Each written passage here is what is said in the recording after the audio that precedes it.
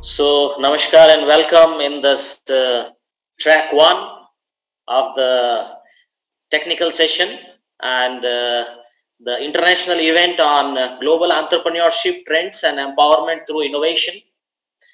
And it is a time of innovation, and science is based on multidirectional research, and we are the university. So, this is the international event inaugurated in the morning, and our chancellor and our pro vice chancellor, they have all given their thoughts and begin this event with guest of honor and very senior bureaucrats from the Rajasthan country, India. So on behalf of all in this session, myself G.K. Aseri, I welcome Professor Waralak from Silpakorn University, Thailand. And Professor Waralak is a eminent researcher and mentor and guide, and she has given half dozen PhD scholars and 60 plus research contribution in form of international and national research articles in reputed journals. And she graduated from New Hampshire, USA, and PhD from Asian Institute of Technology, Thailand. And she is the example of woman entrepreneurship and woman empowerment in the area of science. So welcome, madam. Hi. For this track, for this session, where oral and other representation will come from different workers registered in this session. And thanks to Professor Manju Kaushik for organizing such a nice event where cross-domain people are coming, and national and international reputed workers will share their experience with the young students and with their peer group. And this session will be very important for the students in 2-3 ways, as I am looking the academic affairs and I myself is the microbiologist. This is the platform where the industry and academia will meet, and our students will get many things as a take-home message. They are now exposed with new technologies, the new type of work, national and international, and they will surely implement all learning outcomes with their faculty members, mentors in their R&D line and day-to-day academics. So the session will be very important for all the students, and this is the online virtual platform. It shows the digital power of the university and the entire system, where we are connecting people across the country and international also.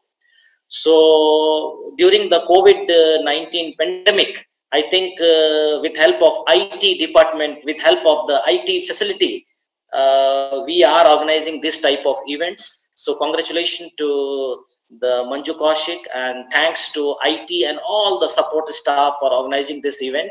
And again, welcome Professor Waralak for this session, because under your able mentorship and guidance, we will run this track, and this track will be definitely useful for all our students and scientists. Thank you very much. Welcome again. Namaskar. Thank you very much, Professor. And say hi to everyone. Good morning. I'm actually being with you guys in the opening ceremony night this morning, and it's spectacular. I admire you guys a lot, and thank you, Professor Manju, for very kind invitations and a very prompt reply and kind reply every time that we all have a problem with. So I would like to, thank you for the organizer of ICG ETEI. This is my first time in India, I would say that, because I've never been to India. It's very exciting. Even it's in virtual, I feel like I'm being with you guys over there. And very lovely, entering the conference with, the picture that I'm walking to the convention hallways. Thank you very much. And I think I should start a little bit of what of my talk today. Here, I would like to share the slides. I believe you guys see it clearly. Thank you very much. This is me and my email address in case that anyone have a problem after this. You can contact me, and we all know each other right now, so I'm be one of your friends. And also the student that you need to do a report today, I heard that. So yeah, it would be nice to just like get in touch with each other after the event. And my talk today is about the alternates of extending reality of the form of escapism, because a little bit of I'm doing my, this is what the Professor Asari kindly introduced me, that finished my PhD long time ago, like 2005, and that is I'm keep working on in the computer science and IT, and I came across of the, I'm teaching the subject that human computer interactions, which is it's about a little bit of psychologies and a little bit of what people think of, you know, like the divide and how people interact with each other. So I came across with this topic 2 years ago and presented in New Zealand, Auckland. It's a very, you know, like I get a very good feedback about it. So I'm keep doing it. And now I just would like to introduce you guys just a little bit about what did we experience now in this world, especially in this pandemic, COVID-19 things that we need to experience. It is the agenda of what I'm going to talk today. I believe that it's not more than 40 minutes. I'm trying to wrap it up. And Professor, sorry, just we welcome to just stop me anytime. And if I just like keeping, you know, like dragging too long or whatever, I'm very relaxing, and I would be, it would be the casual talk, and anyone can interrupt me anytime. Also the student, you know, like because I'm very easygoing person. So, and I would like this to be fun, you know, like section. Starting with that, we know that we now have a relationship with the machines a lot. Even, you know, like even we contact with each other, but it's apparently we contact, you know, through the machines or the computers or the mobile phone. So it's likely that this kind of relationship became increasingly critical for every organizations. And as ourselves human, we are like social mammal or animal, whatever. We love to and need to communicate. That's why we have this kind of the virtual conference. Even we couldn't just like flying across to have a real conference, but we seek out for each other. We need some of the social interactions, approval, peer reviews, and everything to make each day happy. That is the way the people, you know, like do. And therefore the human enjoy the social medias a lot, see, because we can see each other. And that is can, you know, like give the human means for express themselves and receive the reaction from the friends and all the peers. Yep. So that's why the emergence of this technology, especially virtual reality, augmented realities, or mixed reality actually, will bring the new possibility for our interactions.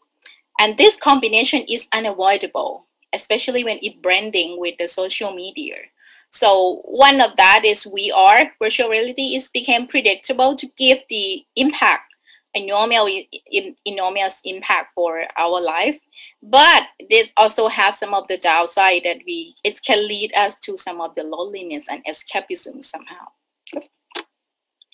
And now this virtual reality is changing the human interaction, of course, because it can give us the surpass of the physical limitations, and you can be anywhere. You can just like across the space.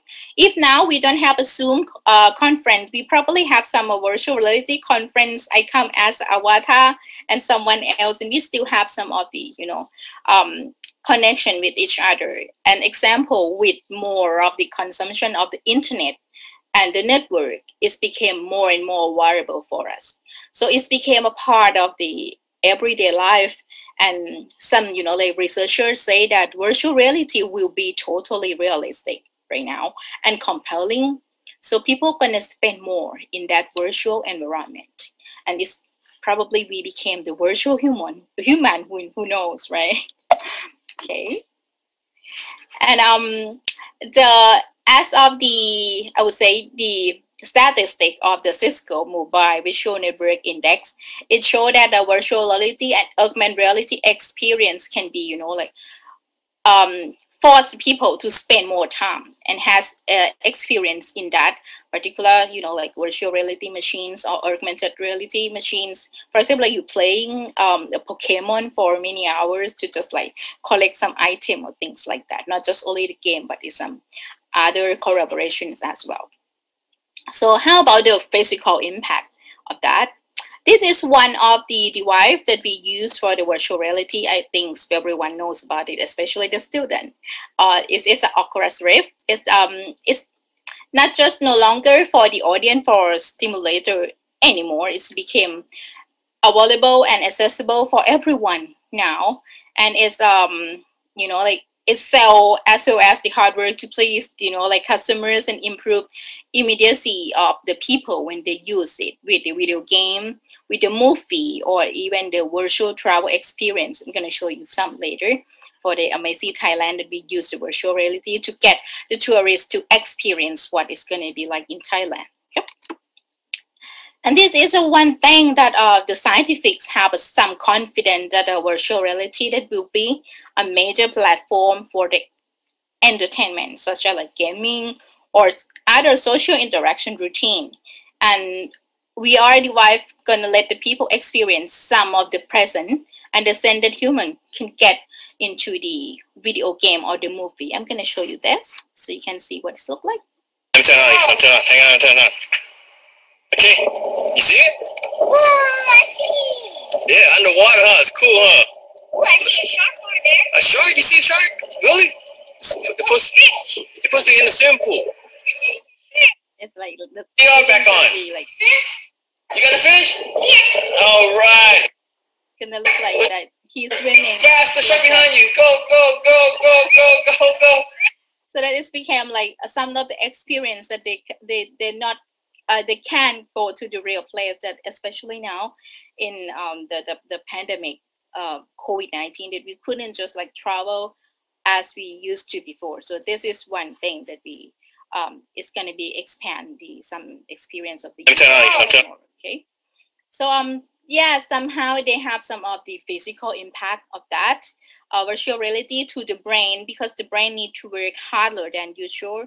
And as a human, actually we have two eyes, and each eye gonna concentrate into the different point at a time. But with the VR, we need to force ourselves to see at the same like spot all the time, and it's caused a lot of effort in our body. It's called like dissimilar sense and negative effects, and it can be distress to all your brains and the physical illness like dizziness. And if you continue to use it during a prolonged hour, it's gonna cause exhaustions, because you need some the muscle effort, because you need to grabbing the tool, like the vibe, and also put on your helmet. We call HMD, like head mounted display at the same time. So, and also the laser light that plus the electromagnetic field from the virtual reality device can cause you, like it's called the cyber sickness for some people. It's not that, like comfortable using it for in the prolonged hour, even they have a lot of benefit anyway. So the VR doesn't, like just only bring some of the physical impact to the user, but also cause some of the addictions somehow for the as of our observation. Even for myself, sometimes I'm going to play the game called the Second Life. Okay, and we can be any avatars, and it's not just only a game, like it's have a real place in there. In a huge city in the world, we can go anywhere like Paris, New York. It's all look the same as in the real place are, and it would be enjoyable to just like walk to the library of Stanford University. It look just like the real thing. So this is very enjoyable, and you spend a lot of time in there. It's like time fly when you are playing this kind of device. So yeah, and that is can cause addiction somehow. And also there is a research about the anxiety inducement from the virtual reality. Actually, it's mean that this can encourage the unease physically, so skin conductance, heart rate, and all the thing that we shouldn't, like have it as a normal, regular activity. Okay. So how about the social connections? This is the example of the social connection that are approached by the virtual reality, because of the people want to connect and want to communicate, right? So we want to share the experience. For example, like we want to have a meeting, but we want a meeting like in Mars or in space, whatever, lead a friend to as an avatar, like here that they are talking to each other as an avatar. So it looks just and act like a real human. So it's need to understand some of the virtual body replication. This look like we're talking with a real person, and also have a complex choreography of the body language, like for facial expression, eye movement, physical touch, and also the gesture that look like we are in the real life interactions in human society. Yep. And also in academic, social interaction is helping, assisting the learning experience for like can substitute a teacher. Especially now, I think we all suffer from the online teaching and online studying for quite some time right now. But we need to find some of the benefit from that. For example, like we are here together with a student in India, I'm very exciting. Even because if it's not with the online things, we just probably couldn't just meet easily like this. So this is another example of using the virtual reality in academics. Virtual reality, or VR, is a new area for education. It's going to develop really quick, it's going to become part of everyday life. So we've started to explore sessions with schools where we link in the curriculum outcomes with materials available in virtual reality.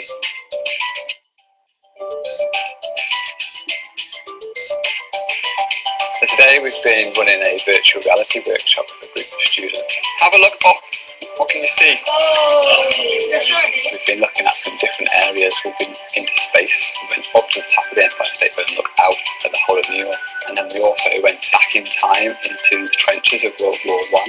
So virtual reality provides students with the opportunity to experience things they may never see. Let's go land on the moon. Okay, let's go. They feel like they're there, so they start asking questions about what's around them. And the great thing about the app that we're using today, Google Expeditions, is it gives you all that information. So as the technology develops in virtual reality, we will be able to develop the workshops to be more advanced and to use more advanced technology. But the key is to make sure it always comes back to the learning outcomes. There's been a lot of research that shows that spatial memory allows you to embed memories much more deeply than reading from text or from watching a video. And using virtual reality, we can embed that spatial memory and assign it with tasks they need to learn. It allows students to remember things much, much easier and much more detail. Can you see these soldiers down here? Yeah, these are all like questions. Virtual reality at the moment is new, but in a very short space of time, there's going to be the ability for teachers to create content specifically designed for their lessons, so they can place students in immersive environments and then base their lesson plans around virtual reality. I think it's really powerful. And there's so many different places that you can go, so many different ways that you can learn using virtual reality. That absolutely, because the human brain can perceive the like picture better than text. So in this case, like they're using the device and they have some of the spatial recognition of things, and it can be easily to remember it better than texting. So it's also good with the like learning in academics.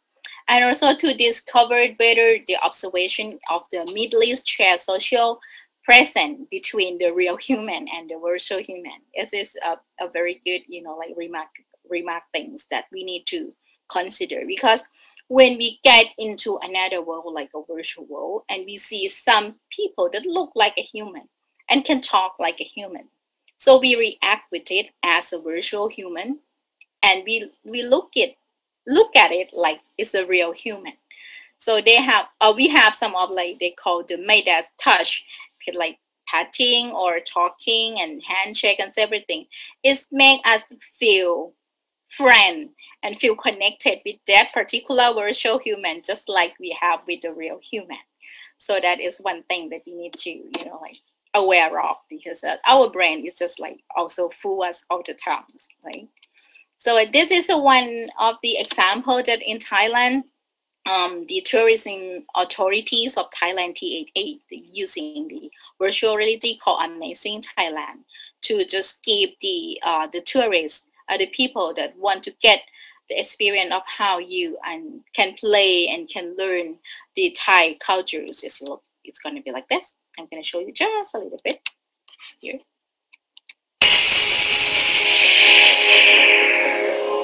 I'm going to skip some. This is a real experience. But if you couldn't just go there,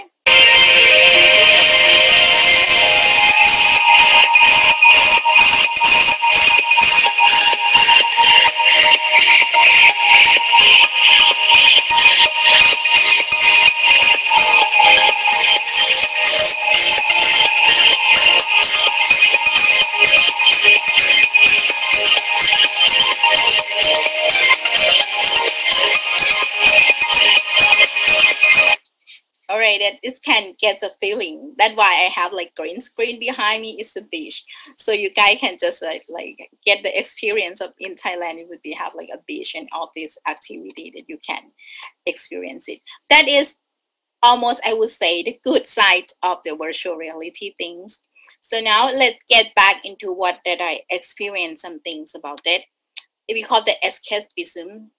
Actually, escapism is often seen as avoidance of the real world and the act of the withdrawing of some of the problem in the real world into the imaginary world, especially the digital one as a virtual reality. So association between the virtual world and the real world is like between you can escape from the realities when you want to.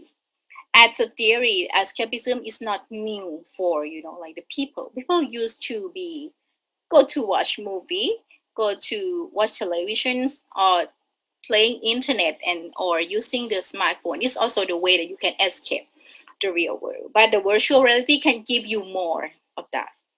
So it's became popular and affordable now to using it as like the way that you run away from reality. And the people attempt to run away from the reality due of, like the role life satisfactions, the straight, and has a little bit of the escape from reality can be able to, like see some of the potential that as a therapy and as a personal corrective for the difference, I would say difficult, commonly, regardless of the socials sometimes, okay? So the good escapism is to allow the people to escape from the narrow world into the broader one and allow your mind to travel to the place that your body couldn't go. But the bad escapism is when you escape from the possibilities of the broader world into the narrow one, the separate ones, and avoiding some other thing that is bothering you inside. So what escapism is good, people can let the brain think, like inventors of technology can have a new way to escape the reality or to simulate the better futures. That's why they have some of the device about that. So John Downs also classified the healing value of the technologies exposed from three alternative forms of escapism.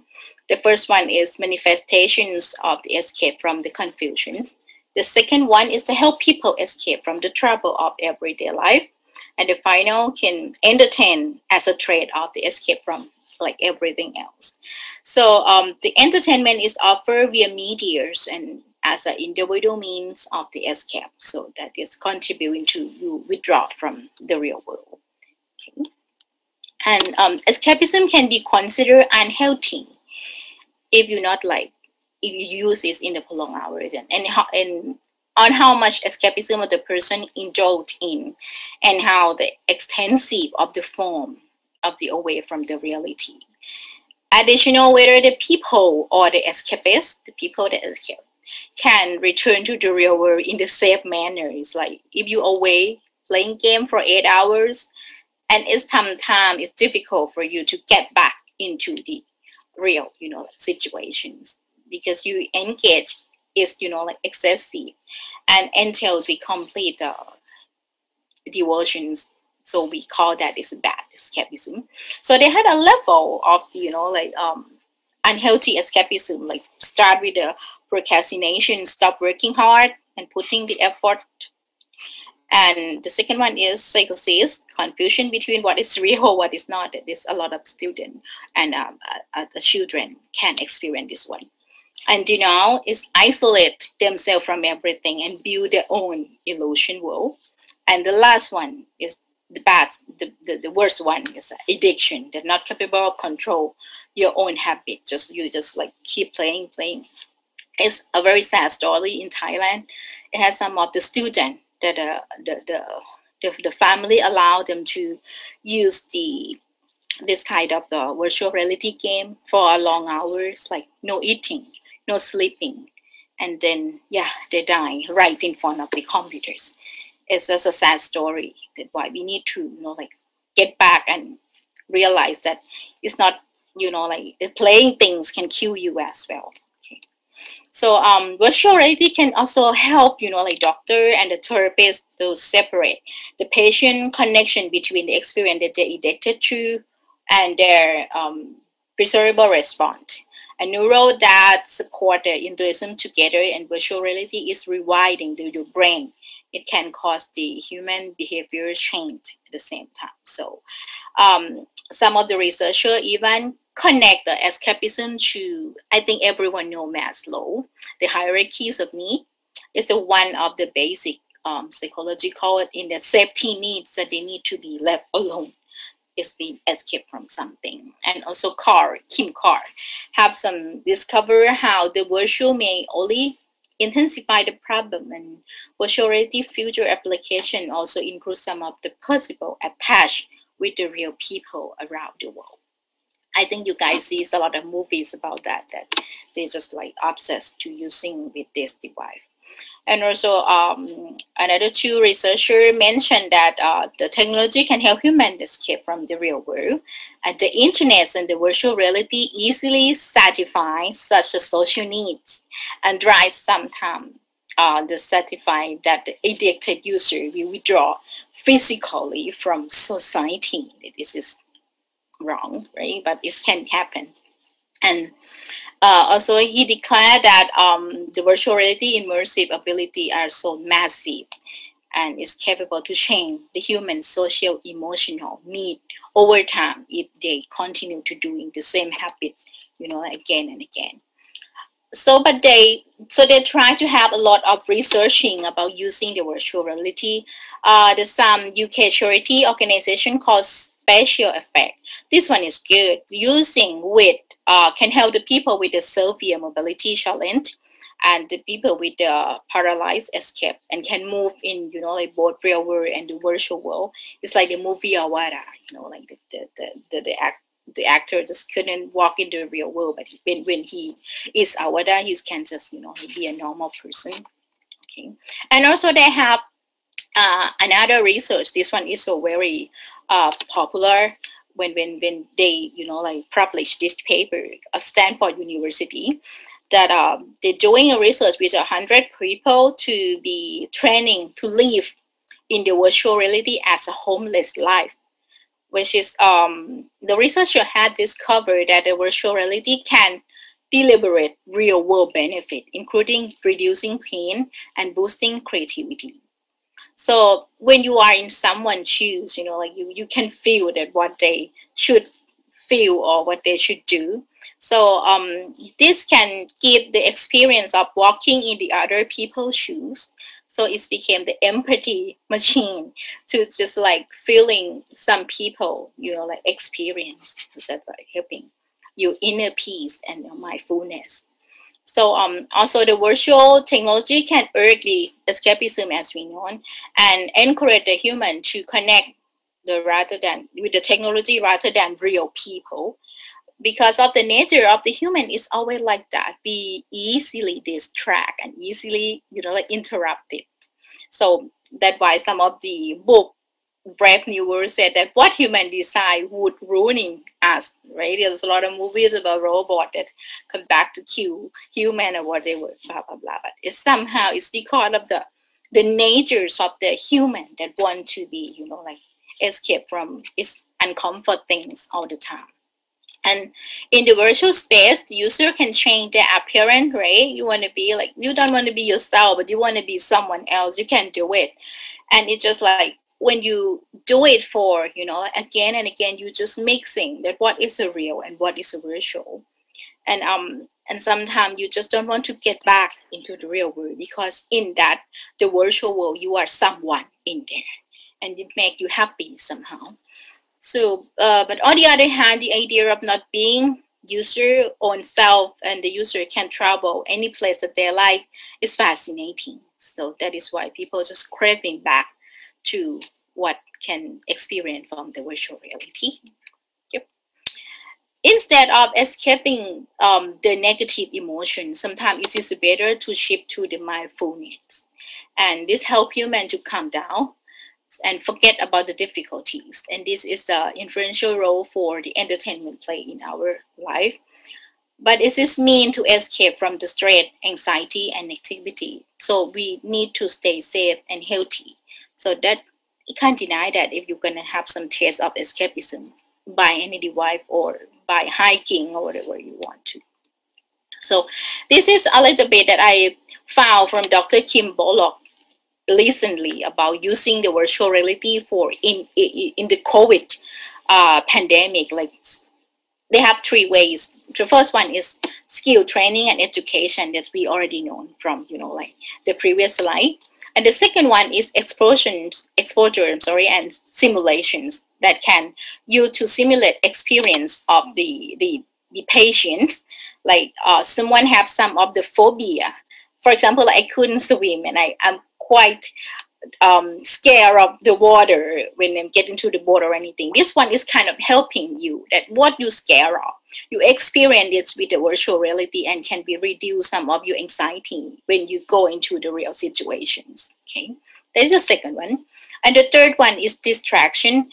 Finally, virtual reality is used to help the patient to distract and tolerate from the pain somehow.